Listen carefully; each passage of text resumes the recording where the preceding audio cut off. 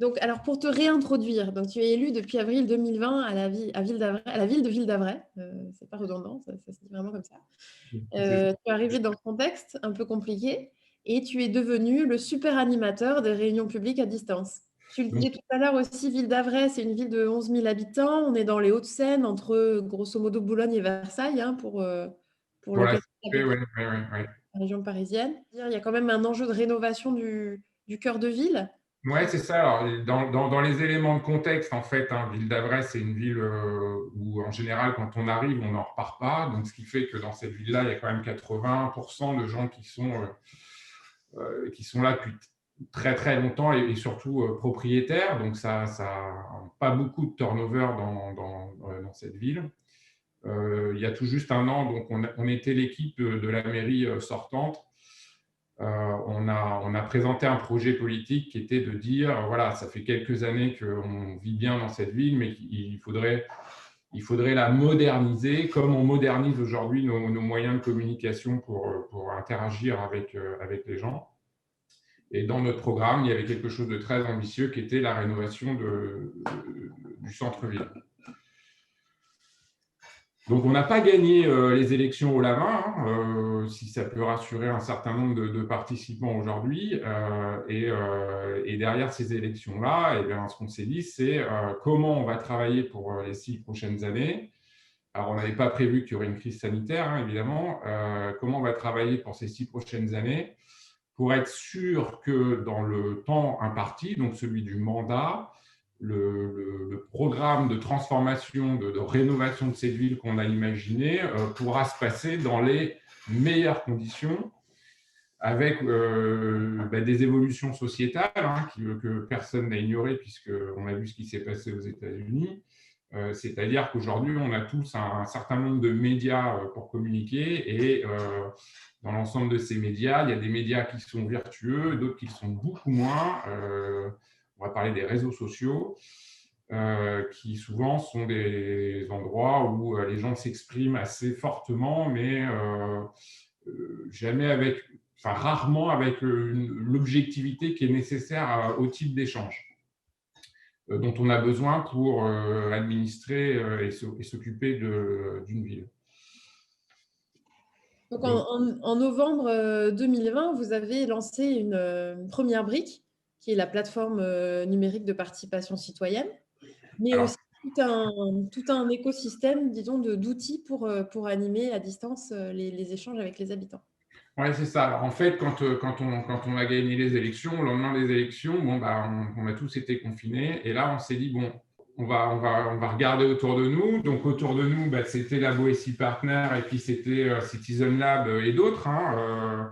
Et puis, on s'est dit, est-ce que ça ne serait pas les briques qui nous manquent aujourd'hui pour pouvoir interagir avec nos concitoyens? Puisque tout à l'heure, dans les 2 minutes que Benjamin nous laissait, j'ai rencontré une personne qui me disait qu'elle était responsable des réunions de quartier. Donc ça, c'est un élément de communication qui est historique dans les collectivités, mais que depuis la date du confinement, et ben en fait, tout ça, ça s'était maintenu du mieux qu'on pouvait, mais ça avait plus l'objectif que ça avait à la base avant la crise sanitaire.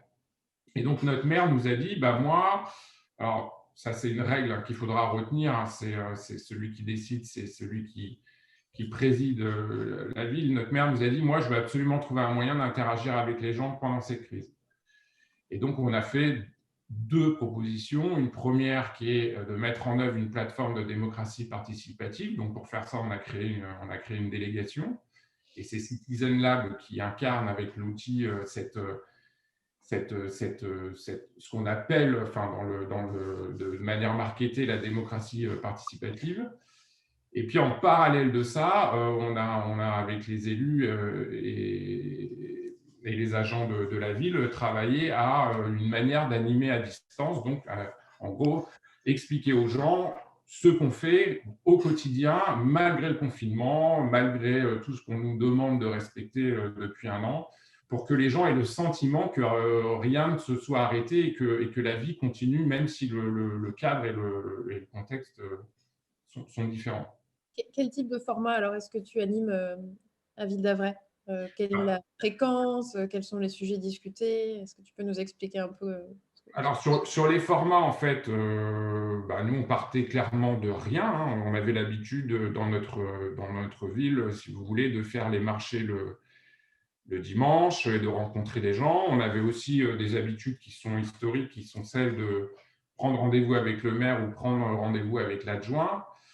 Et puis là, on s'est dit donc comment on va s'y prendre. Alors, sur les recommandations qu'on a pu avoir de la Boétie, parce que la Boétie, ce qu'il faut savoir, c'est que ils ont une expertise dans l'animation à distance, même si Benjamin disait tout à l'heure qu'avant, ils étaient aussi experts dans l'animation en présentiel. Mais dans les recommandations qu'on a eues, on nous a dit de tester plusieurs formats. Donc, on a fait un premier format, la toute première fois qu'on s'est lancé. On a été dans l'information descendante. En gros, c'est quoi l'actualité de la mairie? Et puis, par adjoint, on vous donne les informations de ce qui se passe dans la ville. Bon, ça a été un format. Alors, ce qui a été virtueux ce jour-là, c'était au lendemain du premier confinement, c'est qu'on a mobilisé beaucoup de gens, puisque les gens se demandaient quand même comment on retranscrivait ce que disait le président au niveau local. Et nous, on avait fait ce travail, si tu veux, de traduction, qui permettait aux gens de pouvoir se projeter dans la manière de reprendre sa vie, entre guillemets. L'expérience nous a montré qu'il fallait faire évoluer le format, parce que dans l'information descendante, on n'était plus dans le jeu où on donne la parole aux gens. Donc, on a fait évoluer le format, alors avec une prise de risque, hein, qui est d'utiliser le format d'aujourd'hui où n'importe quel intervenant pendant la réunion peut prendre la parole et dire ce qu'il a à dire au moment de la transmission des infos. Donc, quand on est dans de l'animation à distance, ce qu'on a appris, c'est qu'il faut bien fixer, comme on a fait ce matin, les règles du jeu au départ de la réunion, et puis dire que pour que ça se passe bien, il faut être respectueux des uns et des autres. Donc, ce nouveau format, en fait, il a été très intéressant parce qu'on s'est rendu compte qu'en donnant la parole à l'opposition, on était moins dans les clivages qu'il pouvait y avoir entre majorité et opposition. Donc, on était assez satisfait de travailler comme ça, parce que les réseaux sociaux montraient qu'on était très opposés. Finalement, les réunions publiques animées à distance ont montré que même si on n'était pas du même avis, on pouvait quand même avoir des conversations et chacun exposer nos idées, tout en étant encadré pour que ça soit dans le respect des uns et des autres. Et à partir de la semaine prochaine, on va utiliser un nouveau format qui est un peu le format de ce matin, mais je me rends compte qu'il faudra faire un tout petit peu plus que 2 minutes. C'est un format où on va être tous ensemble, on va transmettre de l'information générale, et après, chaque adjoint sera dans une salle en fonction de sa délégation, et les gens pourront choisir les salles dans lesquelles ils veulent aller pour discuter avec l'adjoint sur des sujets qui les préoccupent dans la ville. Alors, ça, c'est la partie animation à distance. Et puis, donc, c'est ce que tu disais, le 12 décembre exactement, on a lancé la plateforme Citizen Lab, où on a mis d'entrée de jeu le projet le plus ambitieux pour notre mandat, qui est celui de la transformation du centre-ville. Parce qu'on avait le souhait d'avoir un maximum d'éclairage des gens pour pouvoir être sûr que ce qu'on allait mettre en œuvre, ça correspondait bien à l'attente du plus grand nombre de personnes. Et en très peu de temps, on a eu beaucoup d'inscrits, plus de 1000 personnes sur une commune de 12 000 habitants. Donc, c'est un très bon score par rapport au retour d'expérience qu'on a sur ce type de plateforme. Et on a eu aussi beaucoup de contributions, c'est-à-dire que sur le projet de centre-ville qui peut vraiment être clivant, on a eu plus de 700 personnes qui ont contribué à cette enquête. Et dans les résultats qu'on a obtenus, on a eu 46% des gens qui se sont exprimés qui avaient moins de 50 ans. Et pour nous, ça a été un signe fort de reprise de contact d'une génération qui finalement va plus vraiment voter, s'intéresse plus vraiment à ce qui se passe dans sa ville, et qui avait un peu oublié que chacun a un rôle à jouer dans la démocratie, dans les villes dans lesquelles on habite, quoi.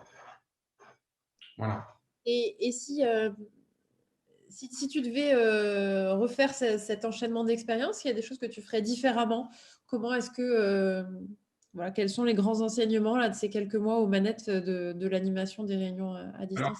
dans les grands enseignements, il y a un premier enseignement qui est il faut que ça soit le maire qui ait cette idée-là en tête et qu'il en soit l'ambassadeur. Ça, c'est absolument indispensable. Si le maire n'est pas convaincu, ou un président de quelque organisme que ce soit, je pense que ce type de projet ne se met pas en œuvre parce que c'est un vrai changement de gouvernance dans une collectivité. Hein, pour être clair, on est passé, nous, d'un mode de fonctionnement empirique à un mode de fonctionnement où on est très, très agile. Pourquoi ?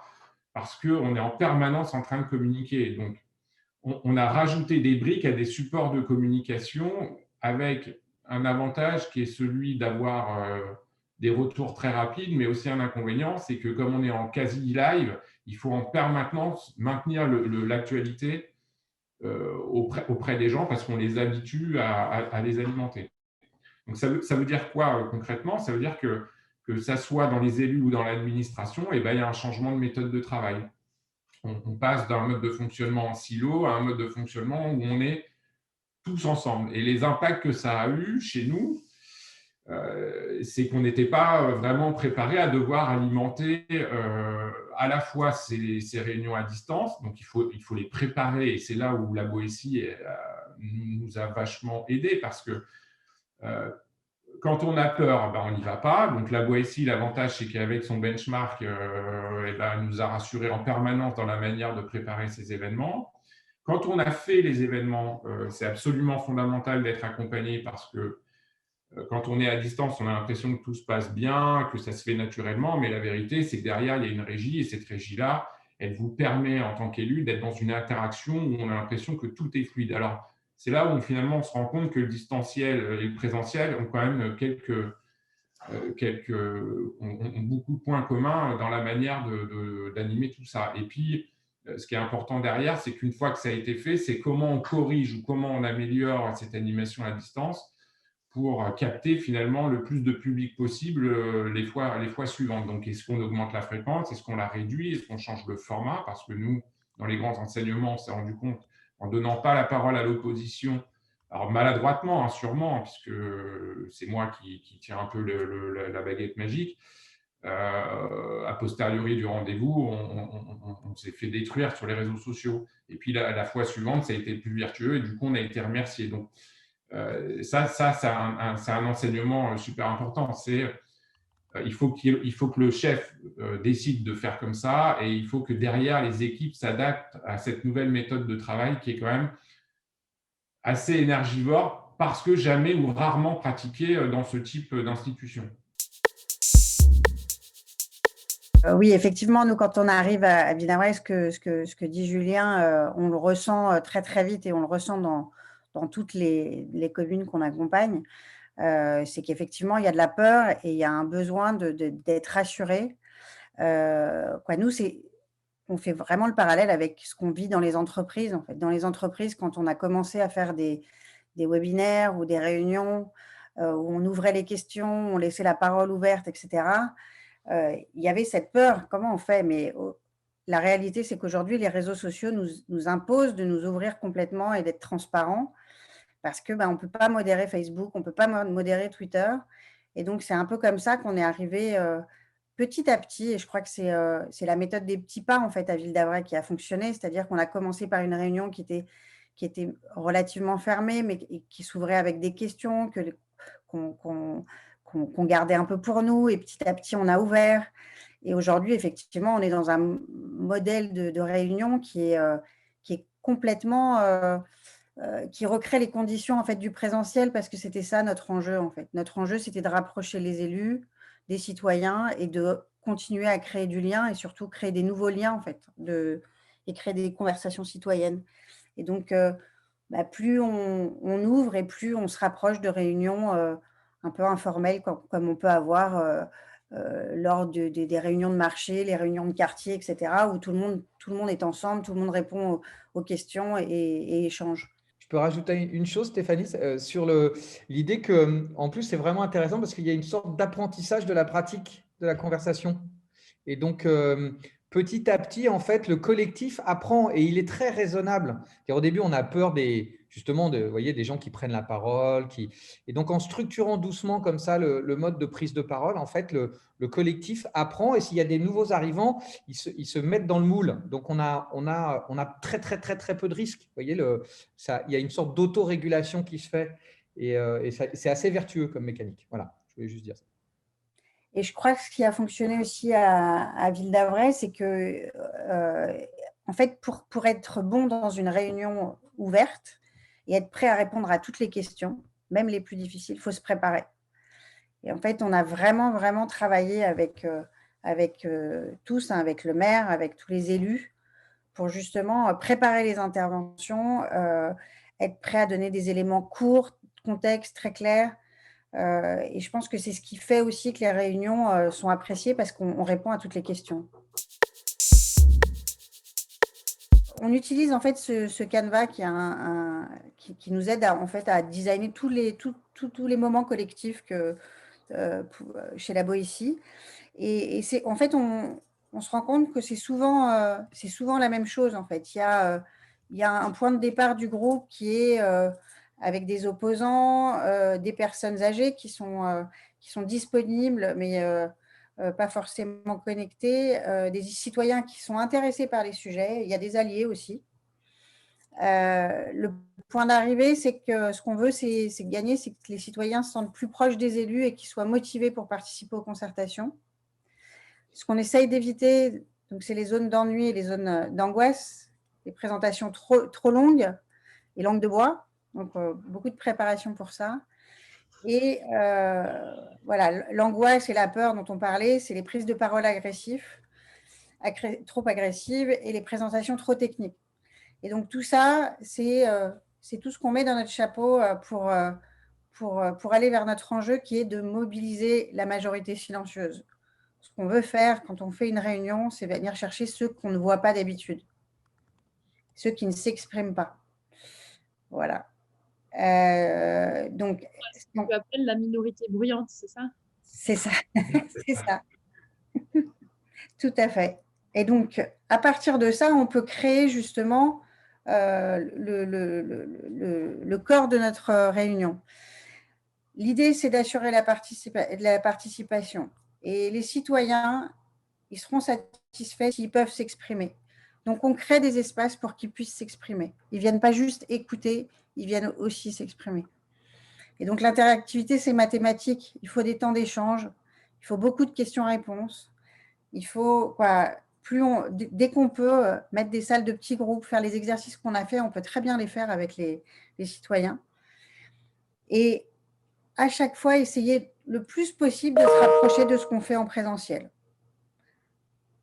Et donc, parfois, à la fin des réunions, on donne la parole. On peut donner la parole au public. On ne le fait pas forcément au début parce que vous allez voir que quand il y a beaucoup de monde, et c'est ce qu'on fait là, on vous demande plutôt de poser les questions dans le chat. Et Benjamin et Mélissa vont modérer les questions. Mais à la fin, c'est toujours bien de pouvoir donner la parole quand même et de laisser s'exprimer. Pour nous, les quelques clés que je vais vous partager, après je répondrai à vos questions, c'est, Julien l'a dit, on le redit, préparer la réunion. Il faut la préparer, il faut vraiment, et se poser la question, est-ce qu'on fait un webinaire, est-ce qu'on fait une réunion? Y aller pas à pas, ne vous lancez pas tout de suite dans le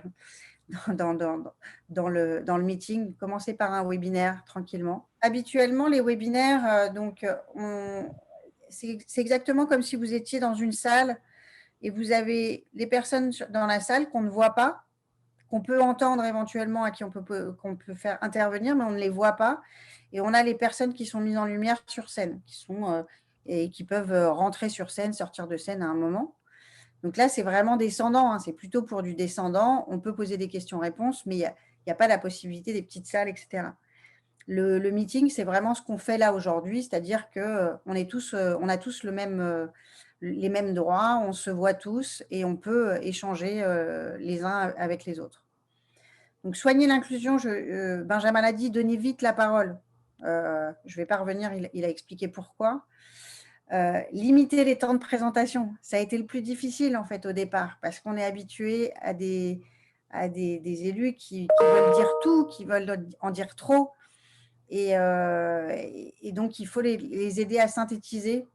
Et à les limites, il vaut mieux qu'il n'y en ait pas assez, qu'il y ait des questions, plutôt qu'il y en ait trop.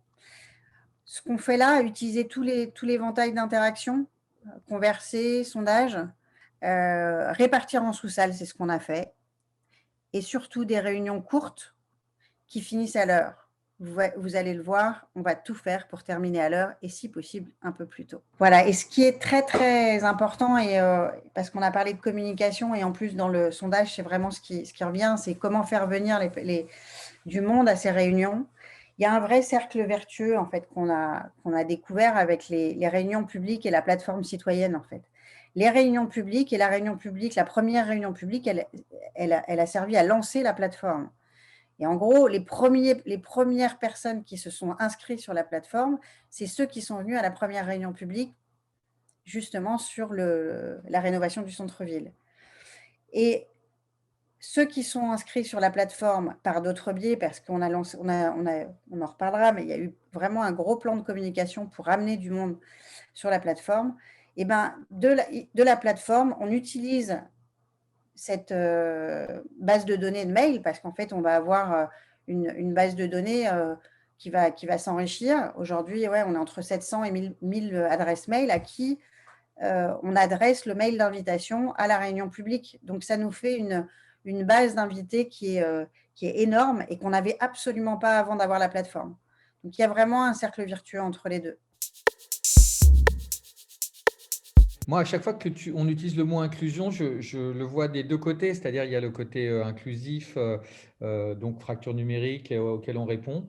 Et puis le terme inclusion, c'est un terme qui est utilisé en accompagnement, en fait, parce qu'il y a quelqu'un qui s'appelle Schultz qui l'a écrit, en fait, c'est l'élément humain, donc c'est quelque chose d'important pour nous. Et l'inclusion, c'est la manière dont vous donnez la capacité aux gens qui participent à être en confiance pour pouvoir se livrer le plus honnêtement possible. Vous voyez, et c'est vraiment le deuxième niveau. Et en fait, là, je pense que ça s'est fait petit à petit chez Ville d'Avray, aussi en ayant soi-même, c'est-à-dire Ville d'Avray, confiance dans cette capacité à pouvoir converser, vous voyez, à se dire les choses vraiment et pas à se dire, et pas à surtout évoquer les colères ou enfin les émotions, et voilà, mais à créer une conversation. Et donc, ce truc de l'inclusion pour créer une conversation, c'est quelque chose de très important. Et c'est des petits détails. Et donc, tout à l'heure, Dominique réagissait aux 2 minutes, là, aux petits échanges de 2 minutes qui sont un peu courts et un peu challengeants. Néanmoins, en fait, le premier, on n'a pas envie d'y aller. Puis le deuxième, un peu moins. Puis le troisième, on commence à se dire, tiens, on va rencontrer qui et qu'est-ce qu'on va se dire, vous voyez. Et en fait, on crée une pratique et des apprentissages et finalement une sorte de curiosité à cet inconnu qui est assez intéressant. Et donc, on construit des comportements, hein, on crée de la pédagogie. Donc, il y a ce petit outil-là ou d'autres. Et c'est très, très important de structurer cette inclusion. De même que j'ai essayé, avec difficulté, là, compte tenu des problèmes de connexion, mais les binômes que vous aviez lors du dernier passage, je les ai gardés et puis j'ai essayé de créer vous voyez, 2 plus 2, 2 plus 2, 2 plus 2 pour que vous vous retrouviez. Ça aussi, on crée de la confiance. Donc, tout ça, c'est assez intéressant de réfléchir à la manière dont chacun, au moment de rentrer dans du digital, au bout de 10 minutes ou un quart d'heure, ne se sent pas seul, et se sent en confiance pour pouvoir dire des choses qui ne sont pas nécessairement parfaitement surintelligentes, mais juste des réactions, un besoin de réagir. En fait, on recrée, pour moi, on recrée les conditions de la réunion publique où on arrive, on est dans la queue, là, on est devant et puis on discute avec le voisin d'à côté. Et puis à l'intérieur de la salle, pareil, on s'assoit à côté de quelqu'un et on discute avec lui, quoi. Mais ça fait partie des grands retours d'expérience, que ce soit sur le distanciel ou sur la plateforme, hein. Sur la plateforme, on a imposé nom, prénom, quartier, justement pour éviter qu'un outil aussi intéressant se transforme en espèce de place publique où finalement chacun raconte ce qu'il veut parce qu'il ne communique pas à visage découvert. Et au départ, on s'est dit, mais en imposant une telle règle, on n'aura peut-être pas assez de personnes. Et puis finalement, si, parce que les gens se sont sentis plus à l'aise que sur les réseaux sociaux où ça part dans tous les sens. Donc, vous voyez, au départ, la règle contraignante, on s'est dit, ça ne va pas marcher. Et puis, en fait, ça a marché. Donc, c'est bien aussi de mettre ces règles un peu strictes au départ des animations ou même sur l'outil, parce qu'on sent que ce cadre, en fait, il a tendance à rassurer la fameuse majorité qui ne s'exprime plus, quoi. Et ça, avec le temps et la pression des réseaux sociaux, on a un peu perdu cette objectivité-là, qui est absolument essentielle quand on est dans l'animation avec les élus et les agents qui ont besoin de toutes ces informations pour pouvoir travailler du mieux possible. Bah, moi, sur le mot de la fin, je dirais que dans les essentiels et dans ce qu'il faut retenir, hein, c'est que ces outils-là, c'est des briques supplémentaires à une communication qui est absolument nécessaire pour maintenir, comme dit notre maire, la démocratie, puisque voilà, pour nous, c'est ce symbole-là. Par contre, voilà, l'un sans l'autre, ça ne fonctionne pas. Ça, c'est une conviction que je me suis faite. C'est l'outil et l'animation à distance qui font le succès. Et surtout, ce qu'il faut retenir, c'est que ces outils-là, ils ne remplacent pas les personnes qui gouvernent. Ça, c'est très important aussi. C'est que ça améliore notre visibilité, mais c'est toujours ceux qui sont en responsabilité qui prennent les décisions. Et il ne faut pas tomber dans un autre syndrome. Voilà, merci. Et ben moi, je vais juste dire qu'il faut se lancer, en fait. Il faut se lancer, il faut y aller pas à pas. Et c'est l'avenir. C'est la crise sanitaire terminée, on continuera à utiliser ces moyens et c'est assez riche.